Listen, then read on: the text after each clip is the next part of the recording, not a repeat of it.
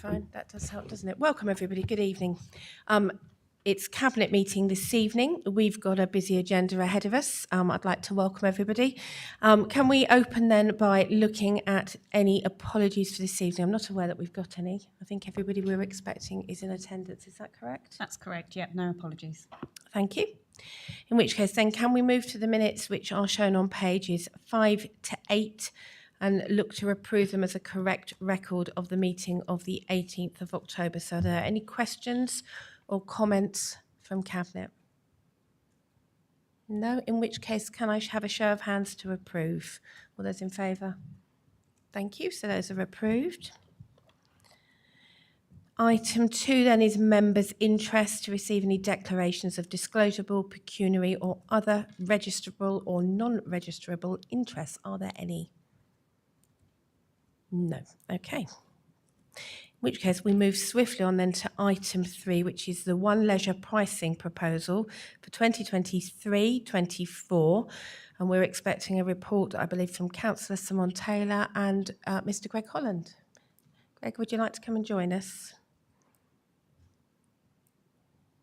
And I should turn my microphone off and hand over to Councillor Taylor. Thank you, Chair. I'm delighted to offer this report to Cabinet today.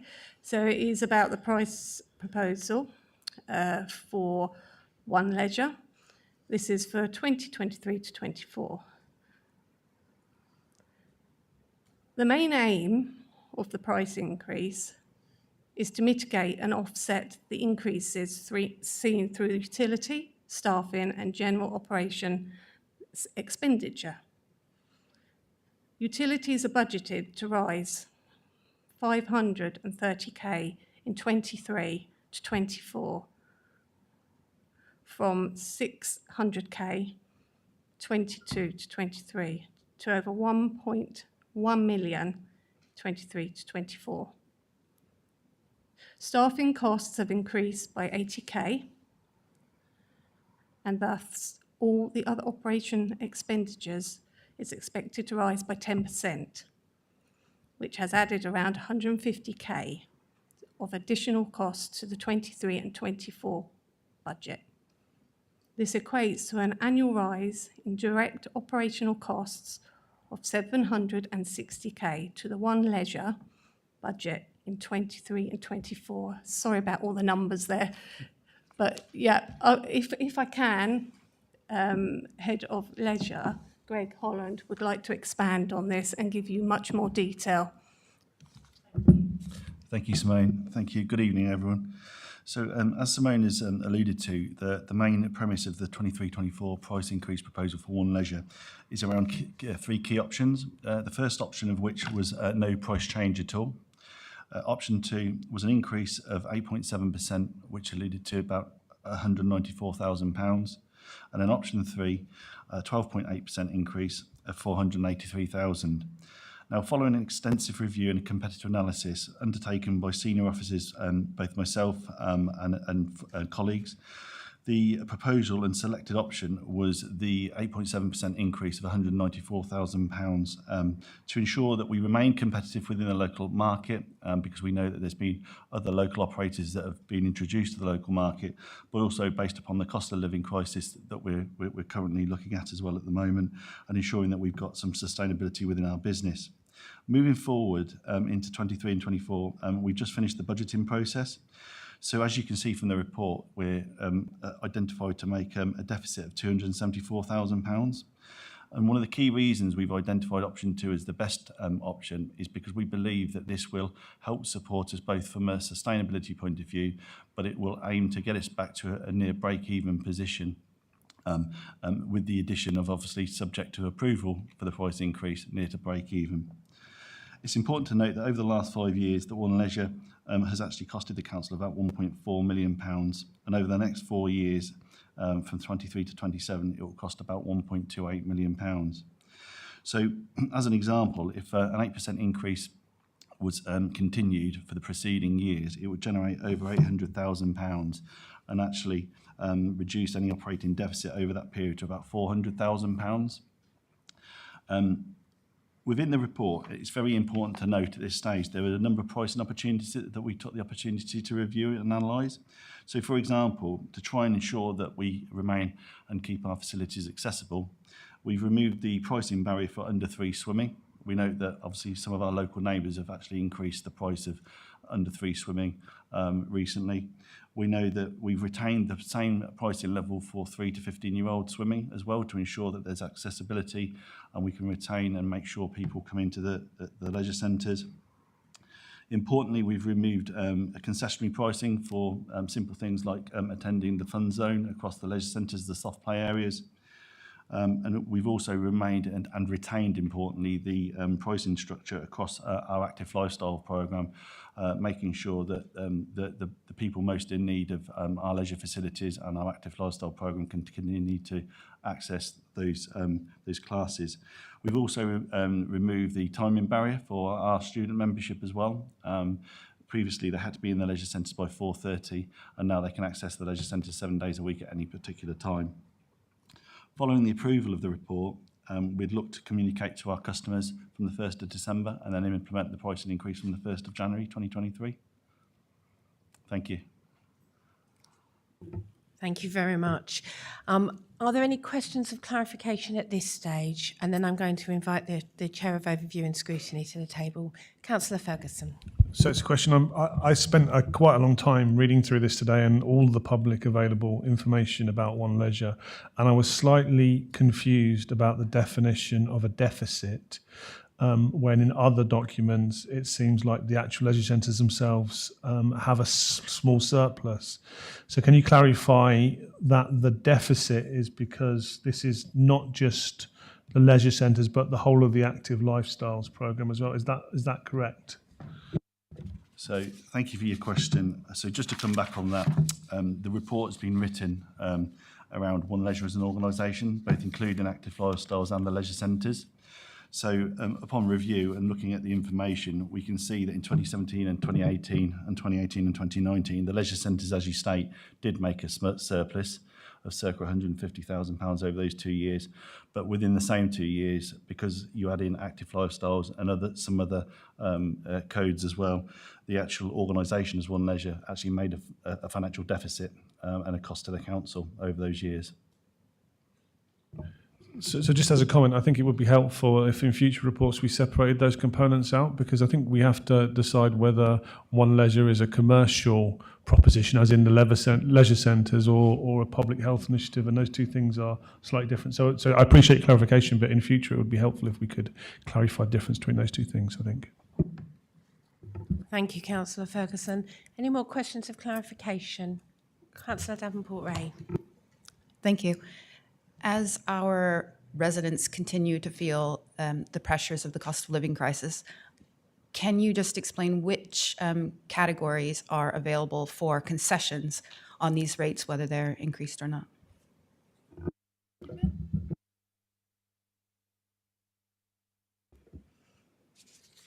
Thank you.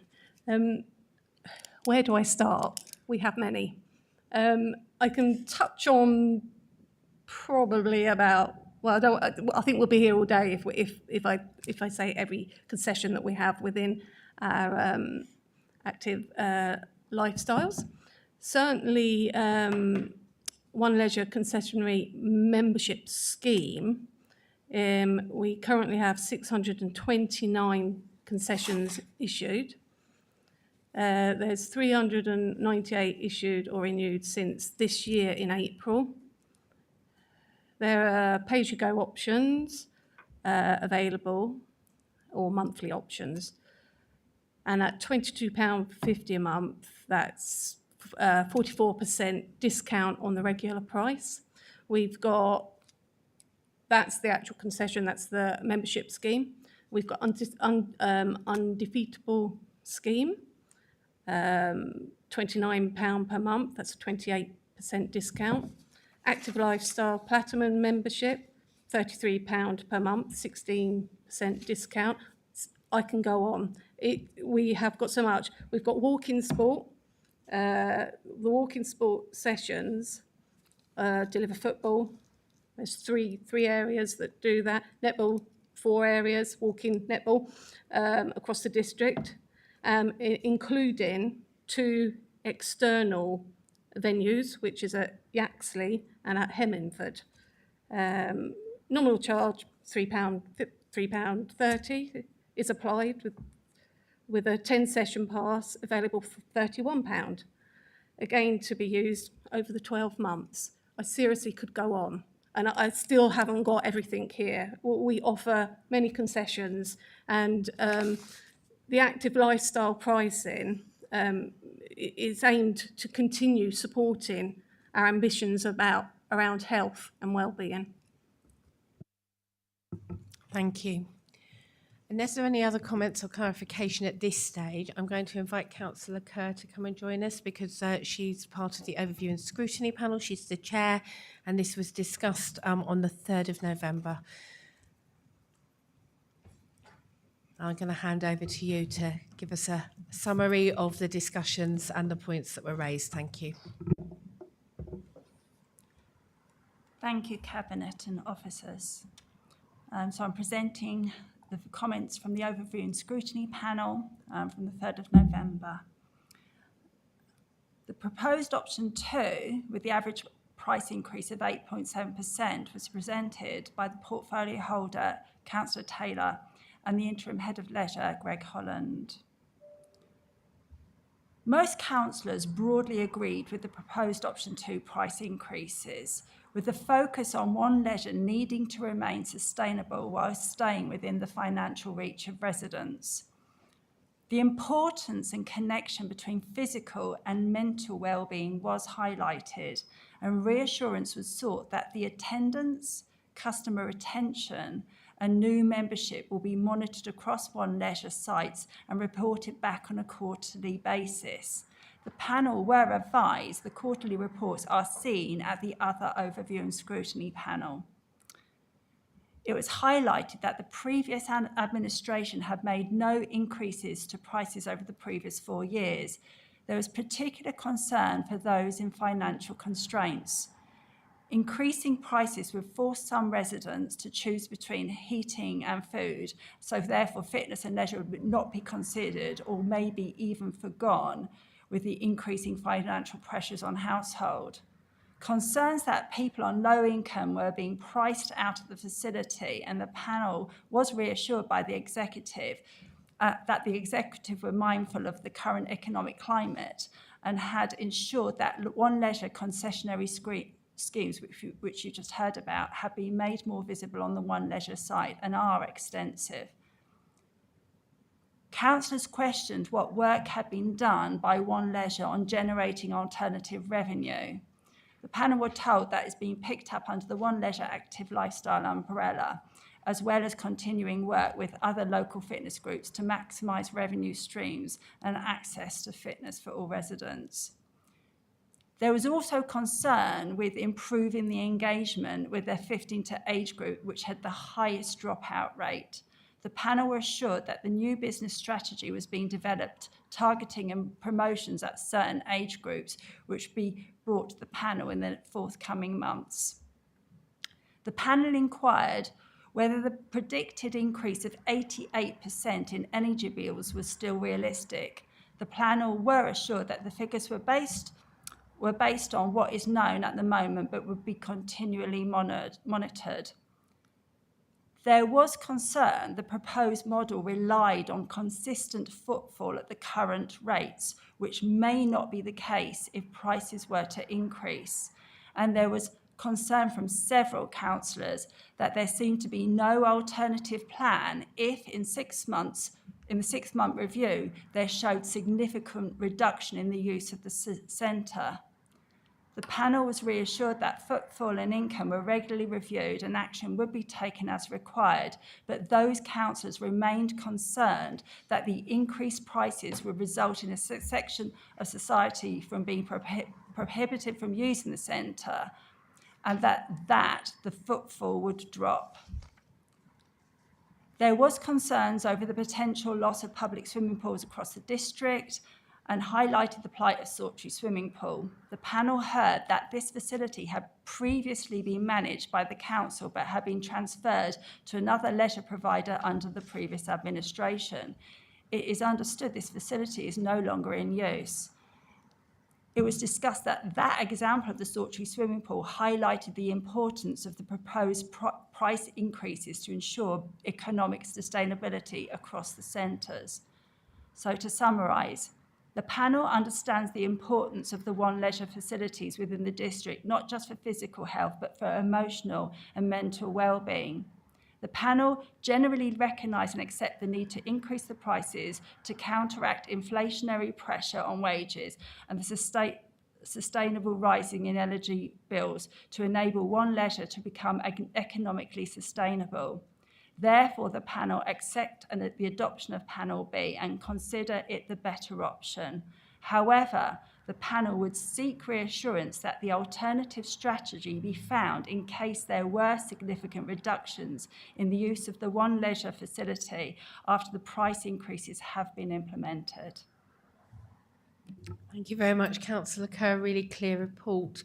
Did anybody have any comments or questions at this stage? Because then, if there aren't, we will move to the debate. Councillor Sanderson. Chair, thank you very much, Councillor Kerr, for feeding all that back. It's very useful. I was actually present at a meeting in the chamber. I think there were some comments from members. I think one suggested that this was a political decision, which I don't think it is. In fact, I'm sure it's not, because the reality is that we do need to keep investing in our leisure centres, and we do need to generate the revenue to do that. And I think the concerns expressed about I think the phrase used was Plan B, I think were answered in this report, that there's clearly been some research. UK Active, they're the industry body. We've done research through them. Prices and footfall are regularly monitored. So I think that concern from the panel, as Councillor Kerr outlined, has clearly been answered. Thank you, Councillor Sanderson. Councillor Davenport-Ray and then Councillor Hassel. Councillor Kerr, we've heard from you some concerns about how the success will be reviewed of this change. So I'm wondering if Mr. Holland can tell us again when those reviews will take place, how frequently we will hear back about the success of this, and what the indicators will be for us if we're heading in the right direction.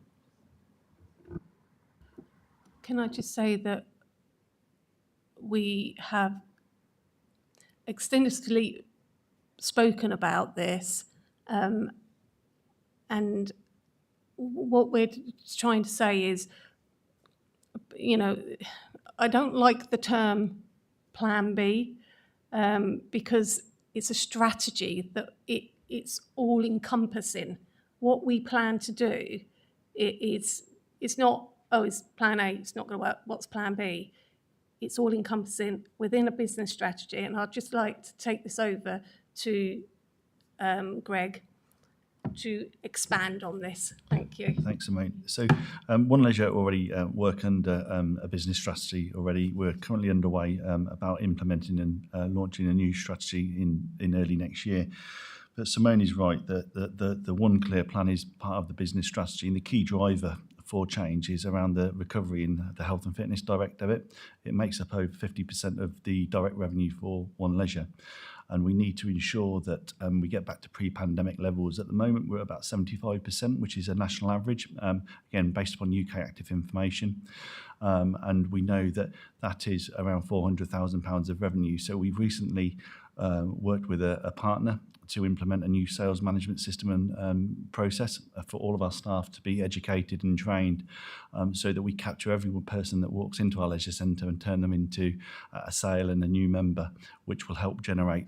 That's already underway. Mystery visits have happened across all leisure centres. Training will be undertaken with staff in early December, and we'll launch the system in January.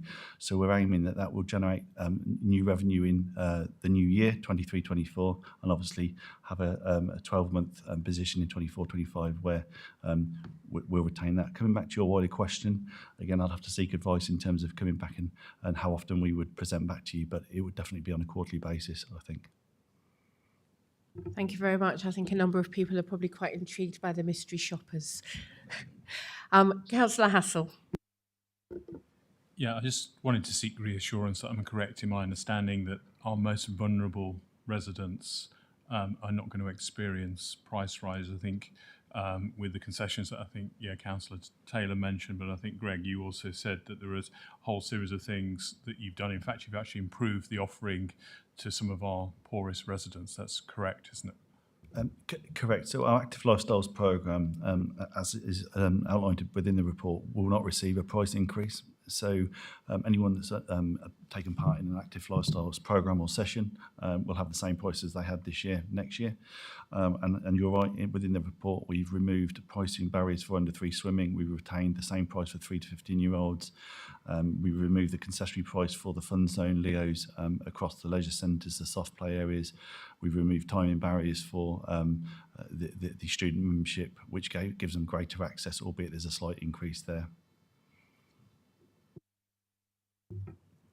And you would hope as well, giving students greater access will bring them on to be fully fledged members after they've finished their studying. Absolutely, and we appreciate that students are our new members, our long-term members for the future, and part of our new business strategy is actually identifying how we can embrace them through new modern technology and also new websites and the use of new social media techniques as well, not just the traditional Facebook and Twitter, how we can utilise other platforms as well to sort of bring them into our leisure centres and retain them. Thank you. Are there any other questions or comments? Because if not, then I'm going to suggest that we then move through to taking a vote. If people are ready to do that. Councillor Ferguson, Councillor Pitt. Can we debate the motion after it's been moved, please? Thank you. Yep, absolutely. So the what's before us is option 2 in the recommendations on the second page of your report. I'll then move to the debate. Councillor Ferguson. Sorry, have we got a seconder? A proposer and a seconder, please. Councillor Taylor to propose, Councillor Pitt to second. Thank you. Councillor Ferguson to speak. Thank you. So I broadly welcome this decision to increase the prices for One Leisure. I spent quite a long time today, as I said before, looking through all of the publicly available documentation, and I was drawn to, I think, the 2019 business plan for One Leisure, which states that One Leisure operates at a surplus, which helps fund Huntingdonshire District Council's operating costs.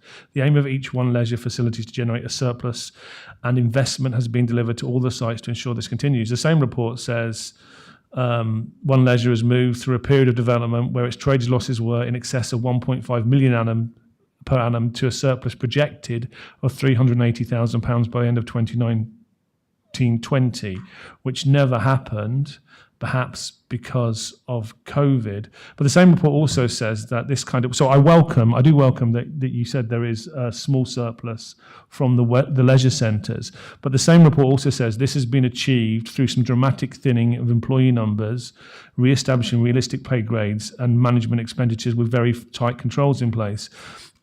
And so the comments from the Scrutiny Committee that this is a political decision and it's the worst possible time for users, I think as a user of One Leisure, you will be able to see that, it's a great facility, but there has been a decline in some of the kind of level of service because of the financial restrictions that have been in place previously. So when Councillor Criswell is saying that these increases are at the worst possible time for users, I absolutely agree with him, because the appropriate time to raise the prices for One Leisure would have been in line with inflation across the last few years. To save those rises up to a time when we are in a cost of living crisis, I think basically it's still a sub-inflationary rise. I think it would be better if we had a policy of rising our prices in line with inflation, not saving them up so that they come as a shock to users. So I think we all want One Leisure to be successful, and as part of that, we have to invest in the facilities, invest in the staff, and make them some of the best leisure centres in the district, which I think they are. But we have to maintain that position. Thank you. I will be supporting this. Thank you, Councillor Ferguson. Councillor Pitt, I think you'd indicated, and then Councillor Wakeford. Thank you very much. So I'm inclined to agree with Councillor Ferguson on many of those points. I think we all agree that we didn't want to be in a position where we're considering an 8.7% increase at this meeting.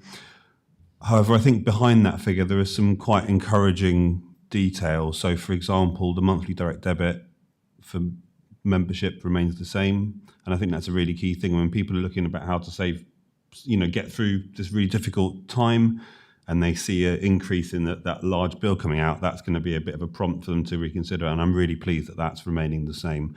I think some of the other costs that are increasing are, slightly more casual use, where maybe that impact won't be felt so much if it's a smaller amount. For example, something that's going up from £2.50 to £3, even though it's a 16.7% increase, doesn't have quite as much impact to that person, arguably.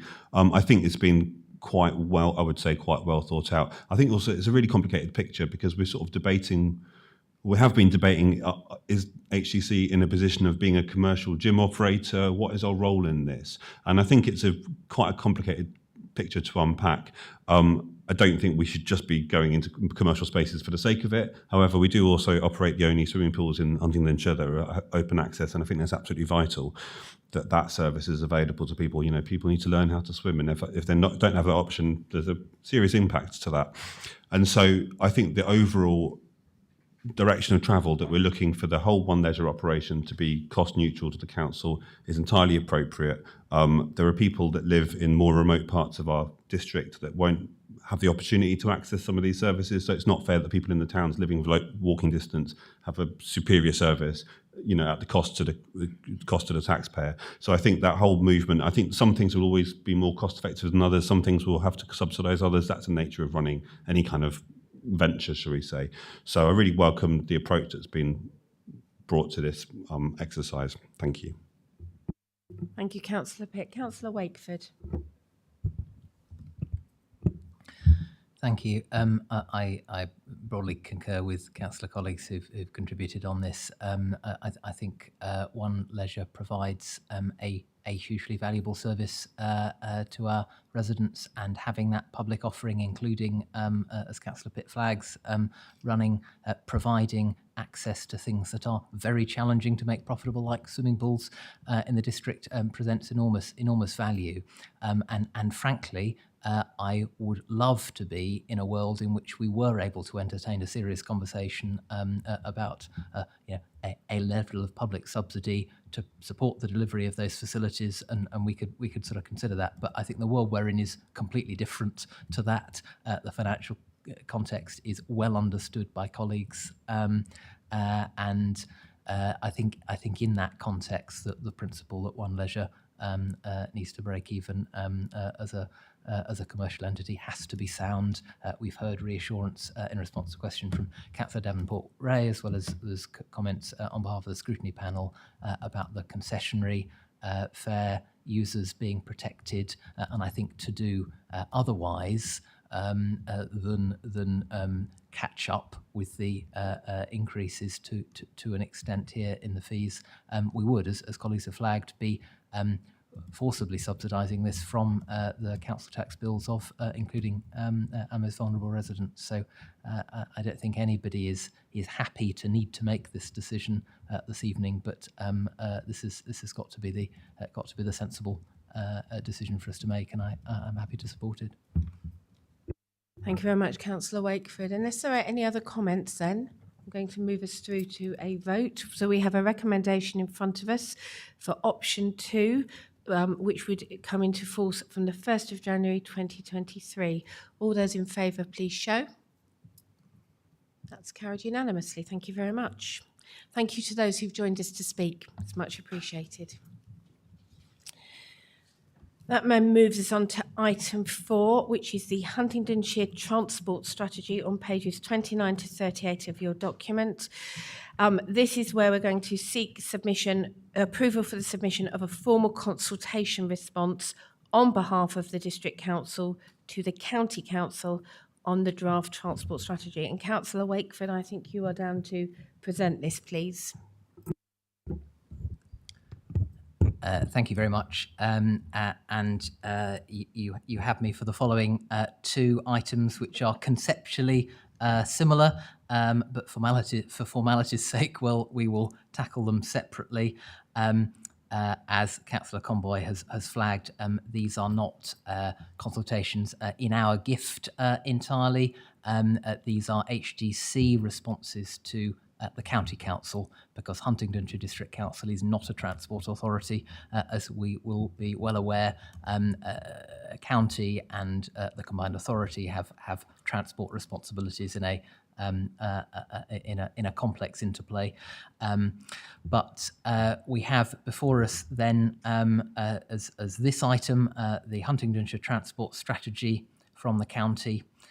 So we were involved in its production as a district council, both in terms of officer input, as is flagged in the report, and with input opportunity from a member steering group on which there is a cross-party representation from Huntingdonshire. So in a sense, we are seeking to have another bite at the cherry in terms of submitting a formal consultation response to it, as we are involved in the sort of receiving end discussions about the consultation and further iteration of the draft.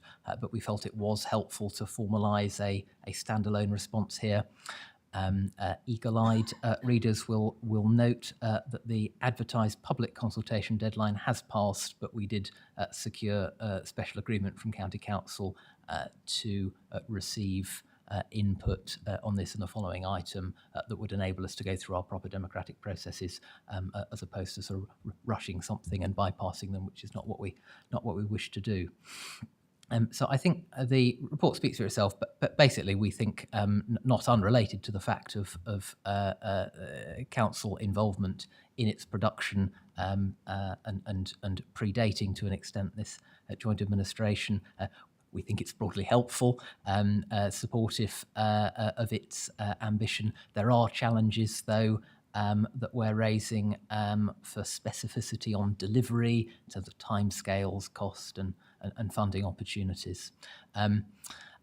It is relevant to say, though, that there is a more detailed transport investment plan that will provide some of that clarity, that this will then support the production of subsequently. So we're very keen to ensure fullest input into that.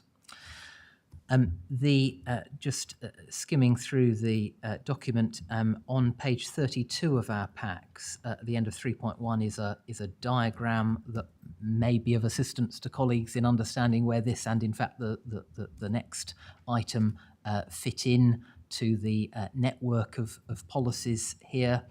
The local transport and connectivity plan we brought through at the beginning of the summer, our district response to that, which is a combined authority document, and then you've got in that diagram underneath the County Council's Huntingdonshire Transport Strategy, as well as other documents, including the active travel strategy that feed into it, and then they link through to that more detailed investment plan.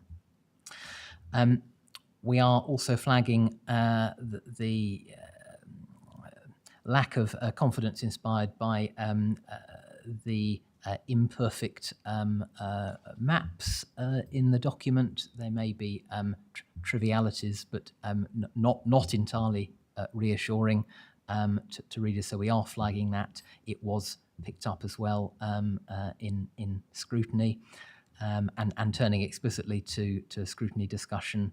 I think as well there was a measure, I think it's fair to say, of agreement around across the chamber or around the scrutiny panel room around the importance of that challenge, seeking for further detail and clarity. But it is as we say, a helpful document. So this paper proposes that we proceed with submission to the Huntingdonshire Transport Strategy consultation. So if I may pause there and invite any comments on that before I'm very happy to move that and then move on to the active travel strategy response as well. Thank you, Councillor Wakeford. Are there any comments or questions at this stage? Councillor Sanderson. Thank you, Chair. And thank you to Councillor Wakeford for that, that summary. I noticed in some of the comments from scrutiny that I think it was Councillor Corney, and it was Councillor Corney because he's from Ramsey. He highlighted a concern that that town hasn't been included as much as he would like, lack of a more ambitious strategy, etc. Is that something that we can feed back as part of our submission, do you think? Yes, absolutely, and we were volunteering that as well. There's reference to Ramsey in the body of the document, but no, I quite agree. And as I say, it was I felt there was a reassuring measure of agreement in the room around the need to both be supportive of the level of ambition, but also challenge around the specifics of Huntingdonshire as a rural area in significant part, and what that means for a joined up strategy. Thank you. Councillor Davenport-Ray. Can I ask, as this strategy is specifically about Huntingdonshire, what role we will play in the next step of the development of this document?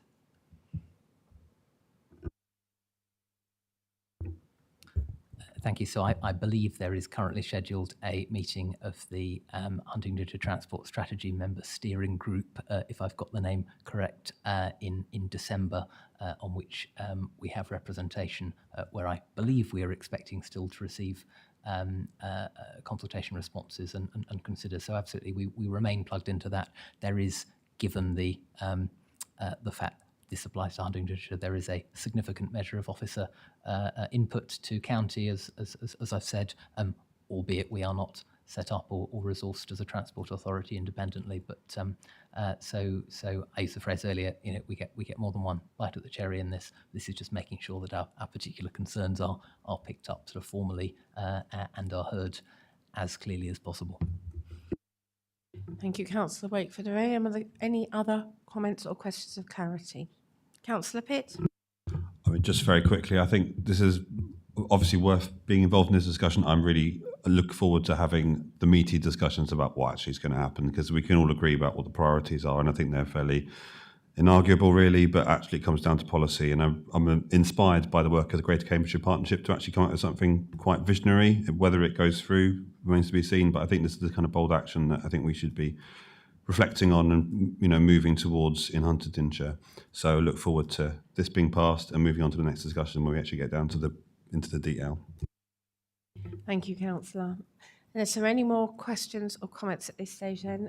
Councillor Wakeford, am I right that you are happy to propose it? Very happy indeed to propose we support the submission of a response to county as set out in the report. And is Councillor Davenport-Ray just going to second it? Thank you very much. In which case then, is there anything else people wish to debate before we move to a vote? No, in which case then can I have a show of hands for those in support that we make this submission? Thank you, that's carried unanimously. Thank you very much.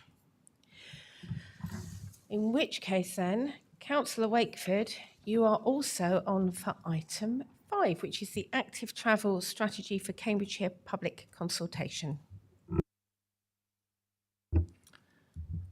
Thank you very much. I will do my best not to repeat myself too much from the previous item. This is, again, an HDC response to a county council consultation, this time for active travel across Cambridgeshire, unlike the previous document, which was produced by county, but, as it were, for us. We didn't have to submit a response to this consultation, but we felt it was helpful to do so, and issues of active travel and supporting its implementation are important to us as an administration. So again, as the report sets out, this links to the wider higher level local transport and connectivity plan. There is again reference to the detailed infrastructure investment committee separately. So some of the challenges we got here picked up in the scrutiny elements at the end are also to an extent answered by that, but we would also like greater detail. I think I'd underline a similar comment to the one that I made with respect to the district transport strategy item previously, which is, as quite rightly Scrutiny picked up as well, the significance of Huntingdonshire as a rural district and the importance of an active travel strategy engaging with the realities of challenge arising from a district where cycle distances, walking distances from A to B are potentially rather greater than they would be in a more urban environment. Those are not addressed as fully or in as much detail as would be ideal. So you've actually got two papers on this item. There's the report, and then there's the draft consultation input separately, and question 6 on this, which again I drew attention to in scrutiny discussion, flags that there isn't adequate detail in deliverability across the rural as well as urban areas of Huntingdonshire.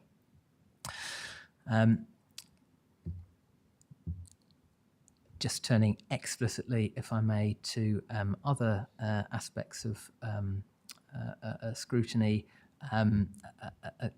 Again, I think there was a measure of shared support for the level of ambition here, but challenge around, as I've touched on the previous item, translating that ambition into reality. Excuse me. And we agreed violently that residents would measure the utility of these documents in their practical impacts locally. So there's a measure of challenge that we're continuing to push back, but we do think this is again a broadly helpful document. There were some specific questions about the public consultation events, their reach across the district, and again, it wasn't ideal that there were not in-person events across the northerly area of our district, though that was planned outside of our control of the district.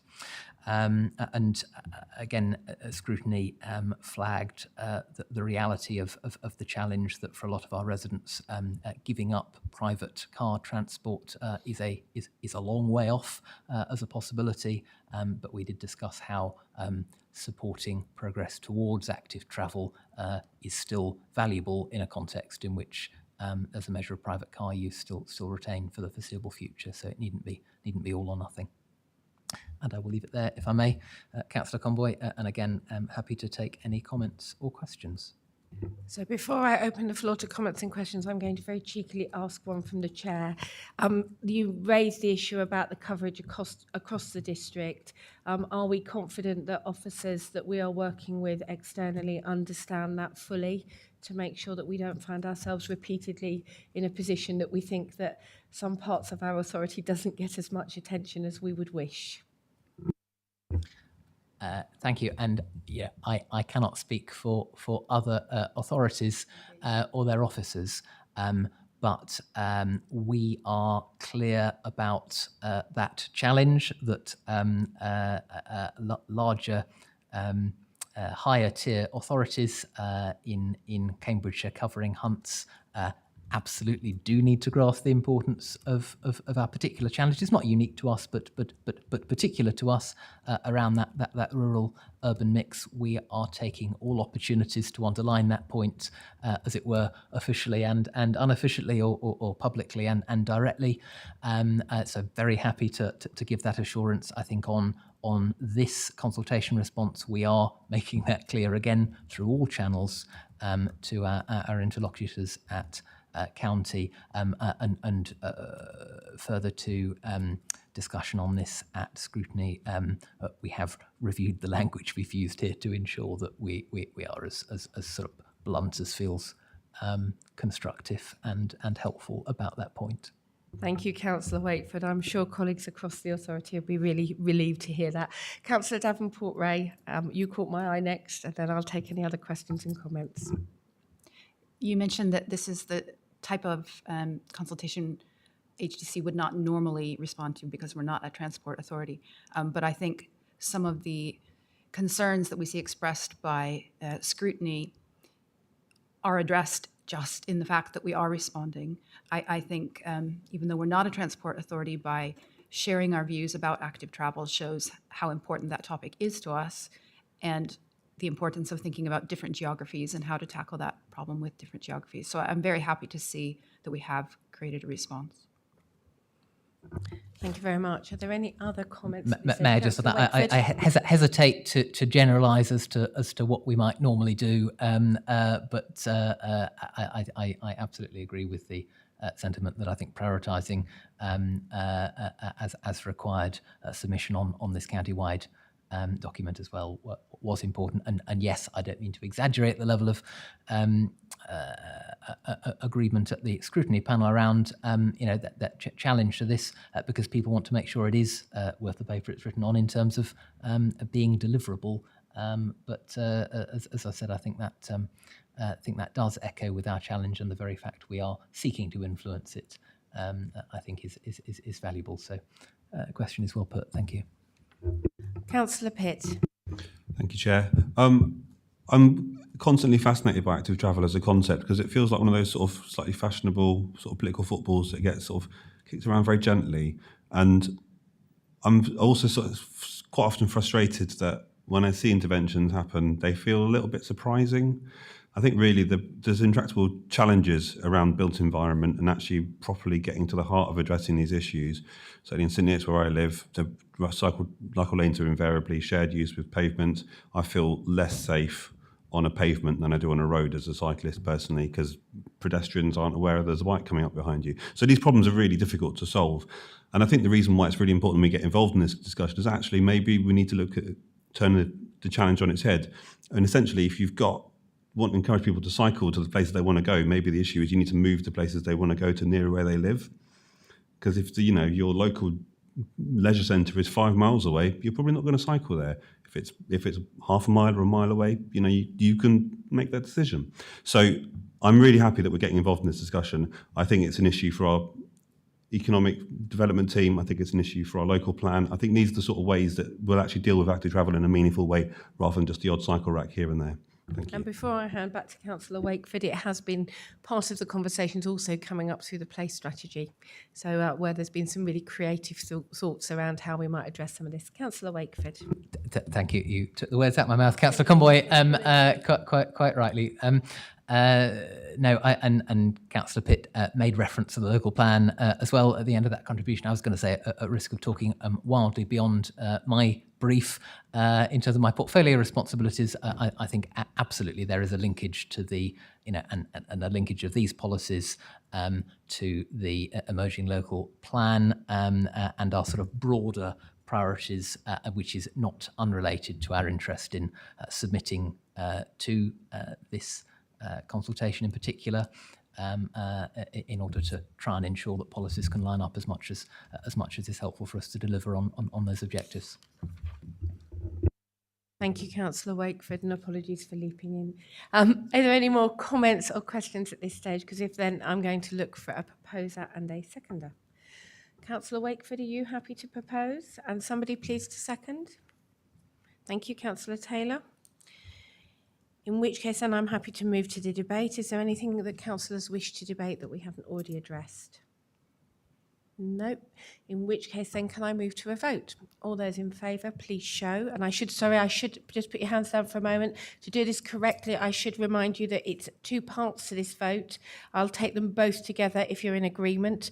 They are listed. So part A is to agree the proposed response set out in the completed questionnaire at Appendix A. And part B is to authorise any necessary minor amendments to be approved by the Executive Councillor for Jobs, Economy and Housing and the Chief Planning Officer, and then submitted to Cambridgeshire County Council. So for all those in favour, please show.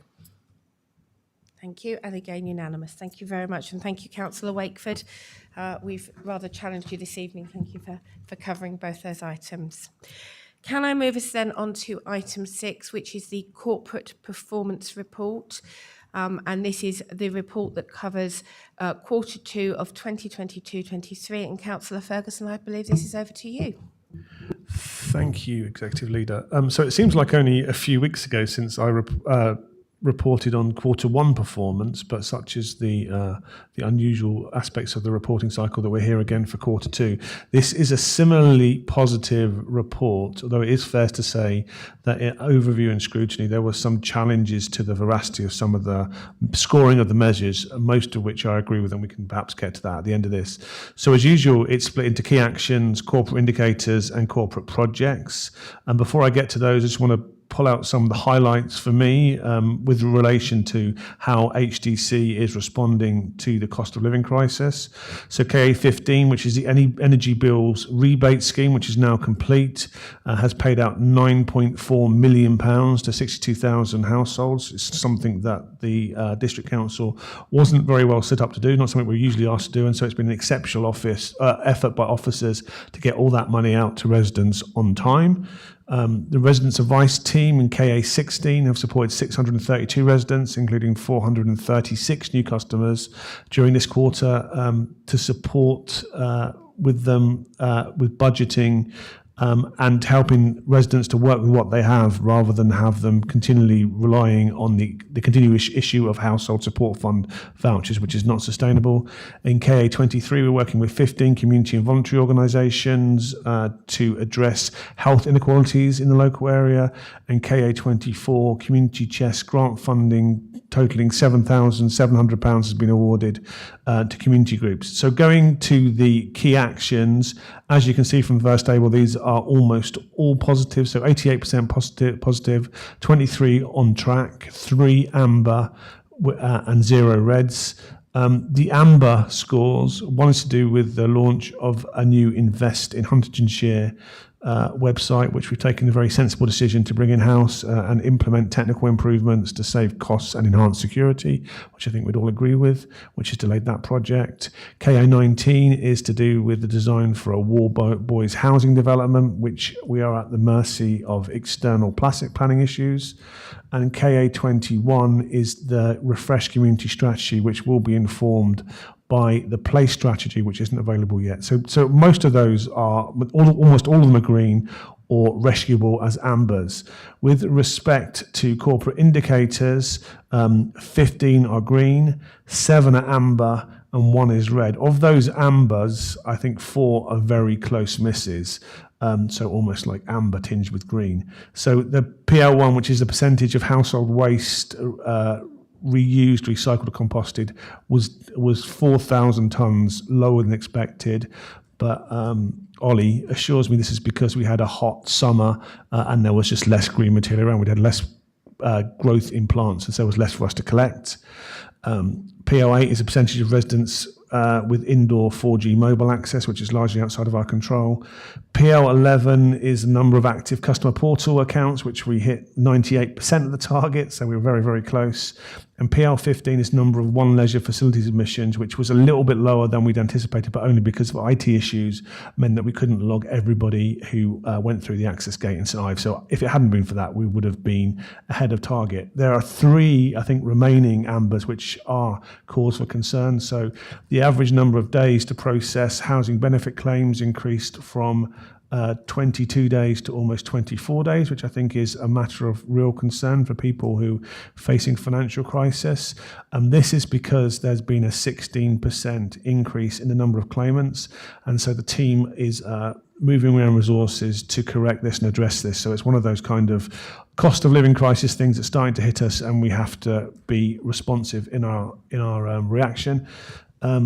The number of community, PL26, number of accredited community and voluntary sector groups within the Hunts under the Good to Go scheme. We've only got 2 so far, but having talked to Hunts Forum about this, there are 4 more in the pipeline, so that's going to get rectified quite soon. And we're still behind PL27 with food safety inspections, partly as a result of COVID, because we're still under the auspices of the Food Agency Recovery Plan, but also because we've had some absences in that team. The indicator with a red status might look worrying because it's to do with homelessness, but so that's, we've had fewer homelessness preventions than we expected, but that's actually a positive measure, because I think what it demonstrates is that we're doing more work upstream of that situation, and we're preventing people getting to a stage where they're subject to that particular measure. So I talked to John Collins this afternoon about this, and he's confident that in fact, this is an indication that we're doing better than expected.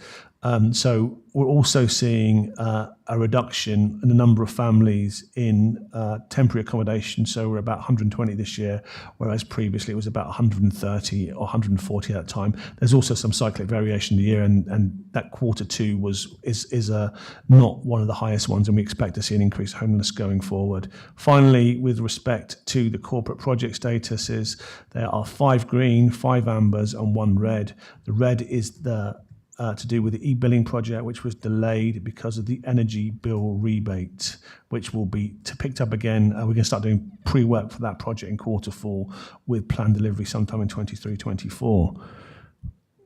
Are there any questions? Sorry. Thank you very much, Councillor Ferguson, for a very comprehensive report. I have no idea how my colleagues managed to write much quicker than I do. Thank you very much. Are there any comments or questions? Councillor Davenport-Ray. I just wanted to address KA1, which is declare a climate emergency. At overview and scrutiny, I was quite enthusiastic to hear Councillor Gray's concern for our climate action and worry that perhaps this measure was not being represented accurately. So officers have added a bit more commentary to this action, which is, it is essential that the declaration of a climate emergency be accompanied by robust, evidence-based actions to be undertaken by this council, and therefore KA1 will accompany the adoption of a climate action plan. This is a really important point. We have observed other councils around the country declare climate emergencies and perhaps not develop an action plan, or develop an action plan that was unsustainable or not meet their goals. And so the Leader of the Opposition will be happy to hear that we will be proposing the declaration of a climate emergency, but it will be accompanied directly with the actions that we plan to take after declaring that emergency. And I look forward to his support when I bring that forward to the Council. Thank you very much, Councillor Davenport-Ray. Then from the chair, if I can say, Councillor Wakeford, one moment, Councillor Wakeford, can I be very cheeky? Twice this evening I've jumped in. I was only going to say, Councillor Ferguson, I like the idea of amber tinged with green. I think what we must remember that not only is this important for us in terms of delivering our business, I actually think this is really vital for staff and staff morale, and it represents their hard work and their effort. And thank you, because you are very good at reminding us that sometimes it's a near miss and we should celebrate that, and particularly the red about intervening earlier on homelessness. I think for the record, I'd just like to record my thanks to staff who work really hard, and sometimes our system doesn't allow us to show those tinges of green where it is quite rightly due. Councillor Wakeford. Thank you very much. Leader, I wanted to touch on KA5, which in case the scrutiny panel hadn't heard enough from me on the 2 transport-related consultation responses, I was then very kindly invited back, slightly impromptu, to speak to the discussion around. So KA5 is delivery of the Market Towns programme, and as colleagues will be well aware, not least from quarterly updates that I've brought a couple of by now to this through our democratic processes, including here to Cabinet. Market Towns programme covers a wide variety of elements, including the future high streets farm work in St Neots, as well as the master plan works across the other market towns and other aspects, including the accelerated delivery projects. So there was some challenge as to the as to slippage and the appropriateness of the grading of the RAG rating on this item, we did clarify there was indeed a disconnect between the green in Appendix 2 and the amber more fully set out in Appendix 3, which was quite fair to highlight. But in terms of the challenge around its timescales, if I may just clarify for Cabinet's benefit, as I sought to the scrutiny panel, there was the suggestion that the extension for feedback on the town master plans for Huntingdon, St Ives and Ramsey by a fortnight was in and of itself evidence of some sort of slippage, and I clarified there that almost as a reflection positively of the amount of debate prompted by the plans, albeit not of a wholly complementary, applauding nature of the plans that we inherited, having been produced under the previous administration, but have continued through to public engagement on in order to seek to identify the sort of positive aspects of, in line with their original purpose. I think that the fact that we have had that measure of further interest and we identified we were able to extend by a couple of weeks input was not a problem, was quite the reverse. But I think the thrust of concern on this was around the future High Streets work in St Neots, and we had a fairly extensive exchange I won't seek to repeat for Cabinet colleagues' benefit, albeit some were in the room, including, not Councillor Ferguson, albeit who chipped in as well on the item as I. Neither of us were meant to be there, so to speak, but were indulged. And I think that the short of it is to just reassure colleagues that we are progressing at pace with what engagement is helpful and constructive in maximising local support and buy-in and ensuring that the work we're delivering is of maximum benefit, but while balancing with the needs for speed around preventing inflationary erosion of the pots.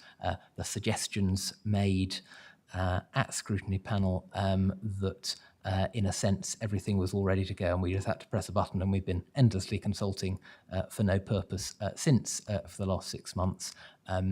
I would unequivocally refute, as I did at greater length at the panel, and I think there is support from the discussions we've had so far around the improvements we've made to the transport elements that we inherited. But I think there is absolutely a kernel of reasonableness in the challenge holding us to account on timescales and delivery, which I think is constructive. So I think we ended the debate constructively on that, but as I said, highlighting it to Cabinet as well, given its importance to us as an item.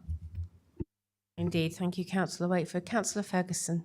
So thank you to colleagues for just bringing up two of those points raised by the Overview and Scrutiny Committee, who did provide some robust challenge to some of the scoring. I think those two items are ones where we perhaps marked ourselves rather generously, and maybe they should have been ambers. There was another item which is St Neots Riverside Walk, which is marked as a green, and Councillor Gray said perhaps it should have been a red or perhaps an amber because that's also facing planning difficulties. So we take those points, and I think I need to be more careful making sure that I agree with all the scores when I present the report. You mentioned, so the other issue is, of course, these are still largely measures which we inherited from the previous administration. Once we have our new corporate plan in place, we will be revising all of these and hopefully coming up with a set of more meaningful statistics, because some of them are not particularly meaningful. And to take up your point, Executive Leader, although some of the oranges are tinged with greens, lots of the greens are very green and lots of the targets are absolutely smashed. I think we need to recognise that as well. It's easy to focus on the small negatives when there were lots and lots of positives. So I associate myself with your comments, and we should absolutely thank officers for all the hard work they've done. Thank you. And Councillor Ferguson, perhaps we could introduce purple for exceeding green expectations. Thank you very much. Councillors, we were invited to consider and comment on the report. Is there anything else anybody wishes to raise? In which case, can I thank you for the fullness of that discussion, and thank you, Councillor Ferguson, for your report too. much appreciated. In which case then, we move on to item 7, which is the last item for this evening, which is the Hinchinbrook Country Park Joint Group. This is an item to note. Councillor Taylor, was there anything you wish to say about your report? Yeah, that would be great if I could, Chair. So we met on the 14th of October. This was our first meeting of the new group. I'm pleased to say that Councillor Boutel was appointed chair and Councillor Lowe was appointed vice chair. We had a full senior rangers report, which I've picked out a few items. I'll try and keep it brief because it's quite comprehensive in the report. So staffing and volunteers, we had one kick starter started now as an apprentice ranger at Paxton Pits. We've got a new full-time CAF team leader has also been appointed, which is great. The volunteers, the working parties are at full strength, and this group they've worked very, very hard on delivering new signage. If you've been recently to Hinchinbrook Country Park, they all the way around, and they're wooden ones, so they're really in keeping with the environment, and they look fantastic. And I think they're so skilled to do that. I wouldn't mind a few in my house, so I think they're brilliant. Cambridge Regional College, they have a green team and they continue to deliver projects with work underway to create the Santos Grotto. Community groups, the Canoe Club and BRJ have funded the steps up to the new sailing facilities, and we are looking at hopefully a new joint venture with CCC, Cambridgeshire County Council and Grafton Water. So it's been looked into to provide boating and wild swimming in the main lake over some holidays and weekends next year. The Countryside Centre itself, bookings taken, whilst the number of users to date was down for 22-23 compared to 21-22, satisfactory income levels have been achieved so far. I was asked a question, and I can't remember who it was by. So it was about the public toilets at Hinchinbrook Country Park. So I asked this question while we were there. So it was about the public access to the toilets as they shut quite early. You know, people are still using the park. The reason they shut early is, unfortunately, they've had graffiti, vandalism, and really unfortunately drug users within the vicinity as well.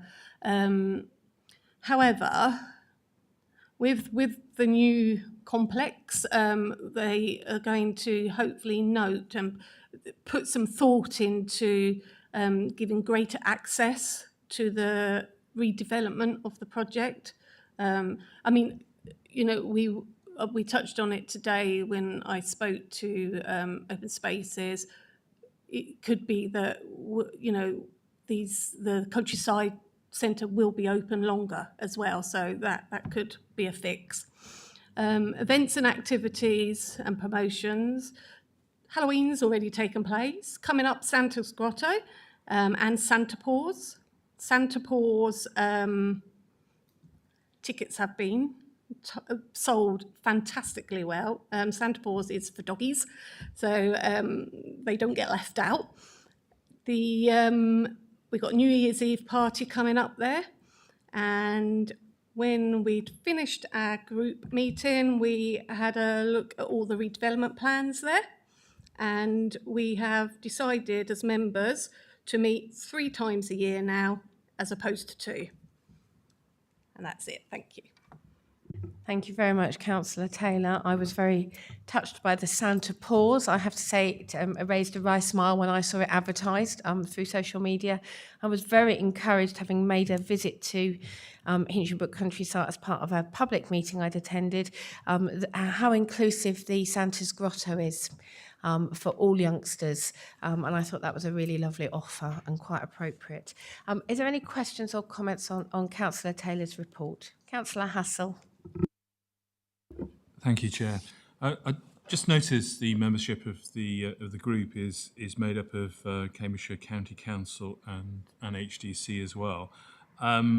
And those present, I just wondered, did you get representation from Cambridgeshire County Council? I just wondered, and also wondered what their role was. Yeah, because obviously it's called a joint group. Cambridgeshire County Council are our, I don't know how to say it, landlords. So they own it. We lease it off them, and we've been able to extend that lease, and that's what's been able to give us this opportunity to expand the park and the countryside centre and car park. And I think it's Councillor Billington, if I've got that right, excuse me, I haven't. So he's a representative from Cambridgeshire County Council, and the idea is we meet all together so we all know what's going on, and he has an input as well. Is that okay? Yeah. Yeah, and did he attend? Sorry.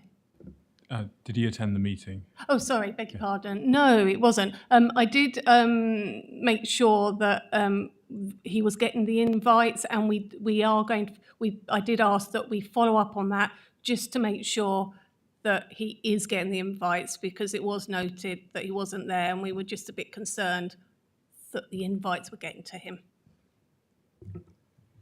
Okay, thank you. Thank you. Councillor Wakeford and then Councillor Davenport-Ray. Thank you. I'm sure on a more minor point than the matter of process raised by Councillor Hassel, or I dare say whatever sensible point Councillor Davenport-Ray is going to raise, but just on a specific, as a passionate believer in the importance and value in removing unnecessary and arbitrary restrictions on the use of open space, I was very pleased to see the reference to discussion around removing the I believe, long-standing no swimming policy on the main lake, and following the national direction of travel around swim safely. Nobody wants to encourage any of our residents doing anything that is unsafe, but it is possible to wild swim. I would boast that wild swimming takes place from within my household, but I couldn't accurately say it was me who was the wild swimmer. But we've got all the kit, and my better half enjoys that sort of thing. I'm a little bit more pathetic, but I think as a matter of principle that looks a helpful direction of travel, and I have some measure of insight, albeit indirectly, into the community groups that exist in that world, and I'm sure that'll be received positively. Thank you. Councillor Davenport-Ray and then Councillor Mickleborough. Hinchingbrook is a very valuable asset, and I can tell from your report that the Friends group is growing and is enthusiastic. So I'm wondering if you see in the near future opportunities to use this space to encourage the development of green skills or training in countryside skills or ranger skills, that we might be able to encourage people of our community to learn those things. Very short and sweet, yes. Yes, absolutely. We're going to explore all opportunities to create the skills for anybody that really wants to utilize those sort of skills, to be out in the open and just be able to understand nature is paramount to health and well-being. Thank you. Councillor Mickleborough. Just a really short point to say that I'm encouraged that we're demonstrating doing politics better by appointing the most appropriate person to chair of this committee, regardless of their party affiliation. And noted, because that trip feeds beautifully into some work the Overview and Scrutiny Panel are doing on appointments to external bodies, so thank you. Any other comments or questions? then in which case it's for me to thank Councillor Taylor. Thank you very much for the report and the work that is being done at Hinchinbrook, and I'm looking forward to seeing photographs of people enjoying Hinchinbrook Country Park, including wild swimming. Councillor Wakeford, that will be an interesting note in our minutes for future meetings. In which case then at 8:15, that brings us to a close. Can I thank councillors very much for joining us, and for our guests who joined us this evening, both in the room and online. Thank you very much, everybody.